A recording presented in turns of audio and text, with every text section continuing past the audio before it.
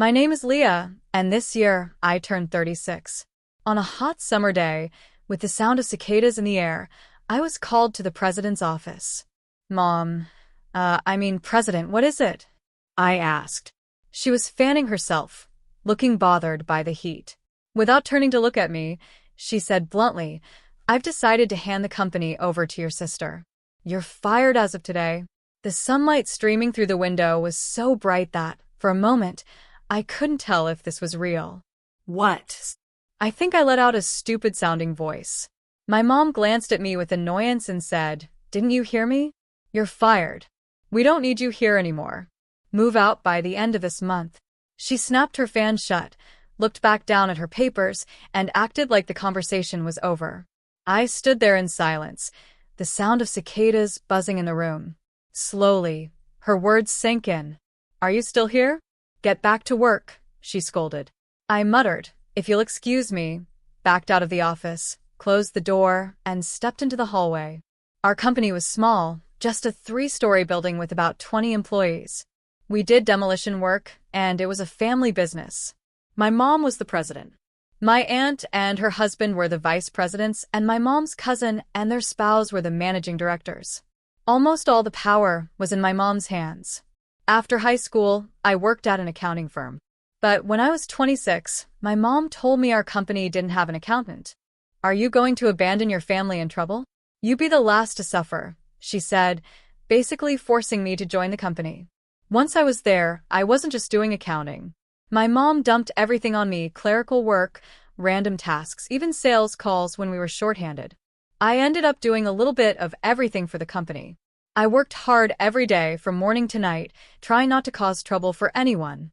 Somehow, I managed to keep up with the work for over 11 years. Meanwhile, my sister Mary, who has chosen to take over the company, was 4 years younger than me.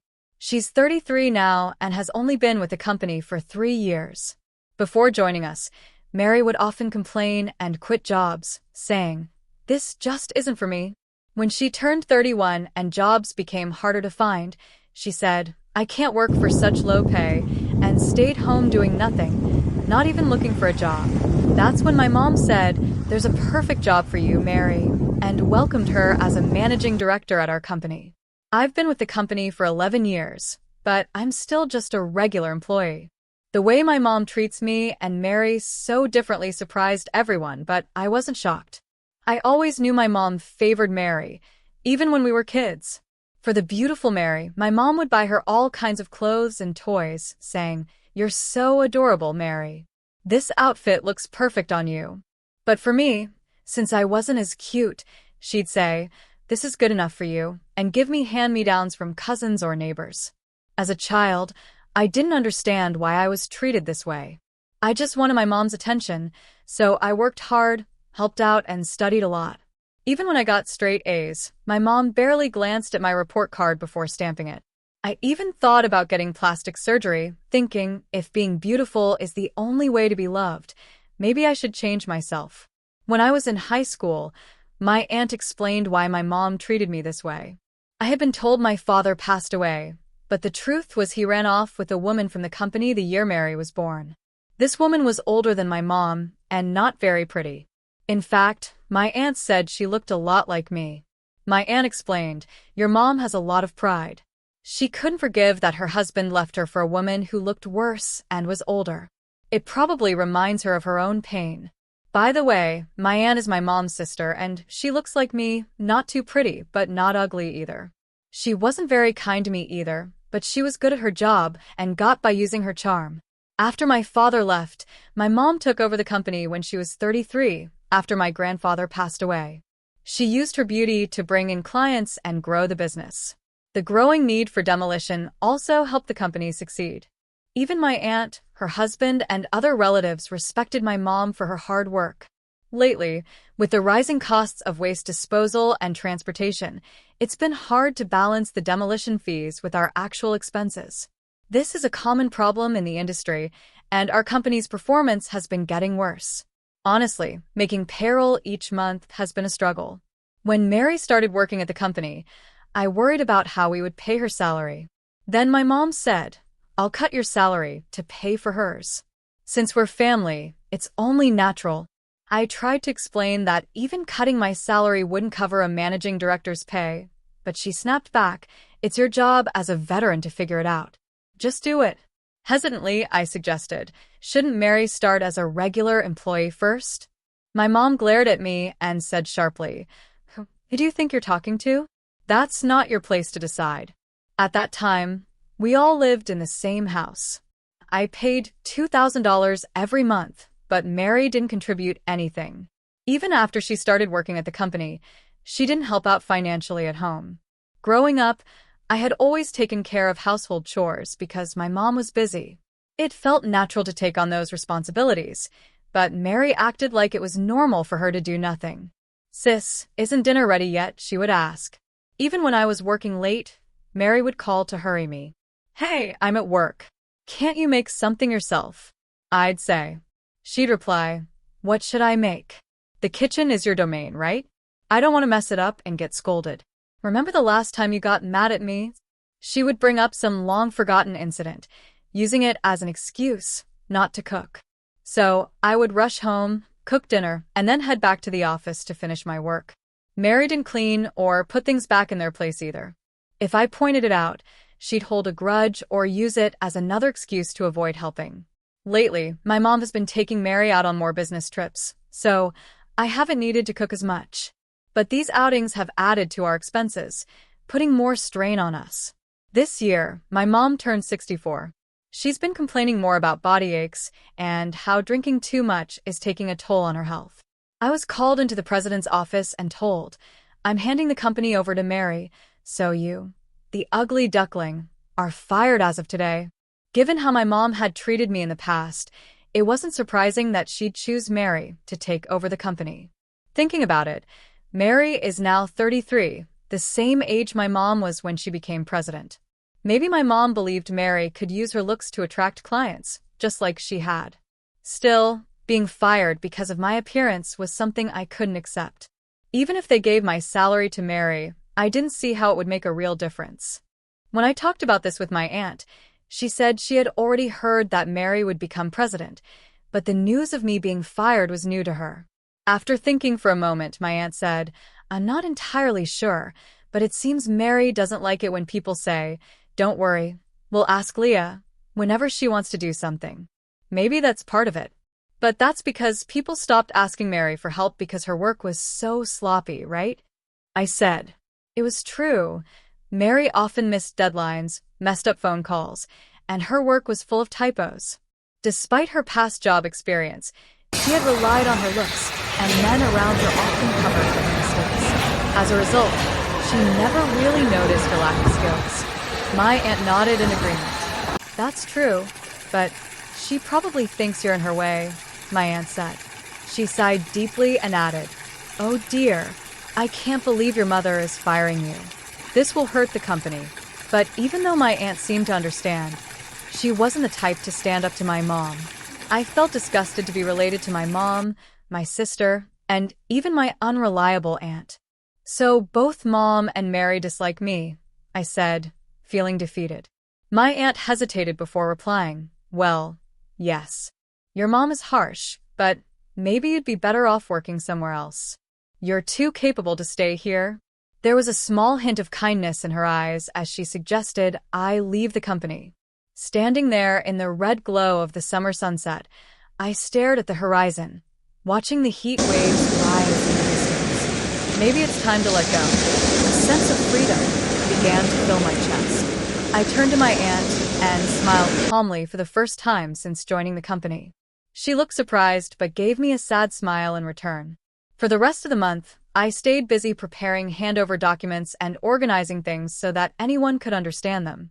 Before I realized it, my last day had arrived. At the end of my last day, I went to the president's office. The sound of cicadas was gone, and my mom and sister were laughing and chatting. "That salesman definitely likes you," my mom teased. "No way. That bald guy?" "Absolutely not," Mary replied, and they both burst into laughter. They didn't notice I was there until I coughed on purpose. Mary looked puzzled and asked, "What's up?" "We don't need dinner today," I said. "Today is my last day here." thank you for everything. Oh, was that today? I totally forgot, Mary said, and they both started laughing again. Knowing I wouldn't have to see their faces anymore felt refreshing. I'm also moving out of the house, so please take care, I said, bowing. My mom replied with a robotic, yes, thank you for your hard work. I closed the door without emotion. As I walked away, I could hear Mary's voice from inside, saying, now we won't have to see that annoying face anymore. Just watch me, I muttered to myself as I left the company I had worked at for so many years. A week later, after finishing some paperwork at a school, I checked my phone and saw 15 missed calls from my mom in just 5 hours. A bad feeling came over me, so I put my phone on silent mode and went on with my errands before heading home. The calls didn't stop. By the next morning, there were 90 missed calls, the last one just after 1 a.m. I had no intention of calling her back. To me, she was now a stranger, and I didn't want to hear her voice, afraid it might make me give in to her demands again. For 36 years, my mom had controlled me. To finally break free, I decided to ignore her calls completely. I could have blocked her number, but I didn't. I left the calls as proof in case she did something extreme. At first, seeing nearly 150 missed calls a day was overwhelming. But over time, I got used to it and even felt a little satisfaction imagining her struggling without me. It was then I fully realized how badly she had treated me. A year has passed since then. The calls eventually stopped, and I have no idea what's going on with her now. Over the past year, I worked different temp jobs while taking an online course to become a tax accountant. I passed the exams successfully, thanks to my previous work experience and the variety of tasks I had handled before. Working at my mom's company had taught me how to manage operations, and those skills made me valuable in my new job at a big accounting firm. For the first time, I appreciated the tough years at her company because they had prepared me for this. My new workplace was completely different. My coworkers were kind, and we supported each other with our work. It was nothing like the old days when everything was dumped on me, and I had to figure things out on my own, often working late into the night. One day, while visiting a client near my mom's company, I noticed the windows and entrance of her office were dirty, and the houseplants I used to care for were completely dead. On my way back, I unexpectedly ran into my mom as she was leaving the company. When she saw me, she exclaimed, "Oh," and walked toward me. Instinctively, I covered my face with my bag, worried she might scold me. But to my surprise, she spoke in an oddly sweet voice. "Oh, Leah, where have you been?" I felt disgusted and stepped back. "Do you know how many times I called you? Did you change your phone?" she asked. It seemed it had never occurred to her that I was ignoring her calls on purpose because I didn't want anything to do with her. Ignoring my shocked expression, she continued, "Oh, but I'm so glad I found you. Look at the state of this company. Isn't it terrible? Come back starting tomorrow." "I'm not mad." "What?" I said, completely confused. "I said I've forgiven you for leaving a year ago. So, come back to the company tomorrow," she added. It took me a moment to process what she was saying. In her mind, I was still the young me who had come running back to her, begging for forgiveness. "Mom, I'm already working at another company, and I'm happy there," I said, hesitating. Her expression suddenly turned angry. "What? Even though our company is falling apart, you care about some other job? You belong to me," she yelled in the middle of the street. I snapped back. "Wait a minute. You're the one who fired me, remember? What about Mary? What happened to her?" Snorting, she replied sharply, seriously. "I thought Mary would be helpful, but she messed everything up by dating 4 clients at the same time. Once they found out, it all fell apart," my mom said. "It would have been fine if she hadn't gotten caught. After that, I kept her in the office so she wouldn't be seen, but she can't even clean properly, and she's terrible at accounting. We can't afford to hire someone else, so it's been really troublesome." After venting, she smiled at me and said, "That's why it's your turn, Leah. The office has been a mess since you left. You need to take responsibility." Before I quit, I had created a detailed handover manual and explained everything to Mary. But she probably never looked at it, and my mom likely ignored what I told her. Even if she did listen, She either doesn't remember or pretends she didn't hear. After all, she's the one who fired me, so there's no responsibility for me to take. Besides, ever since you left, we've lost several clients.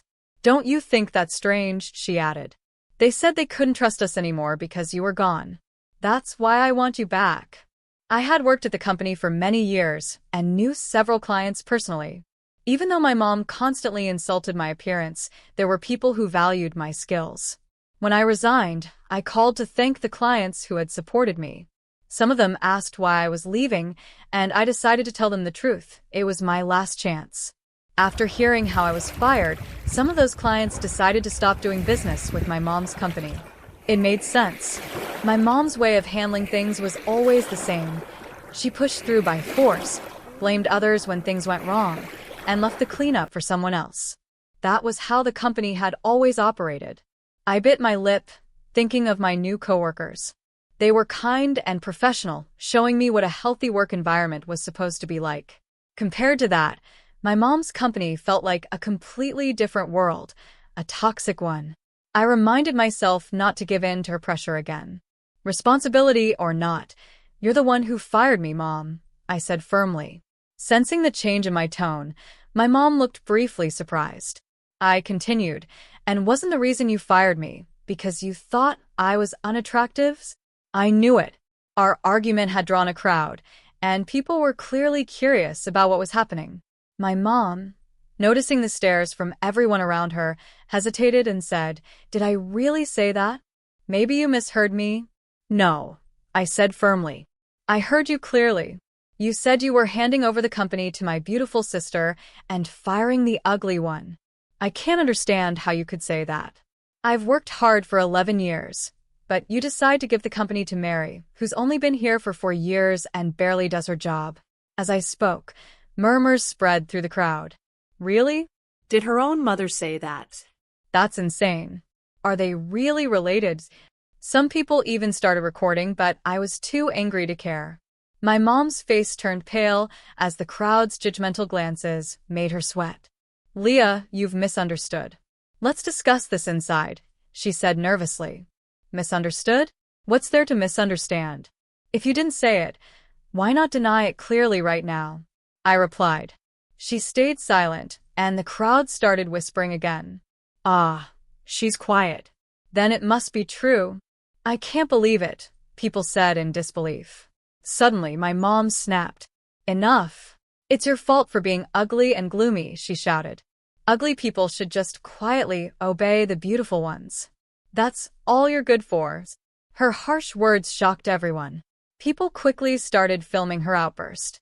Soon after, a video titled "Ugly Should Obey the Beautiful" began spreading online. The video reached my mom's business contacts, and one by one, companies stopped working with her.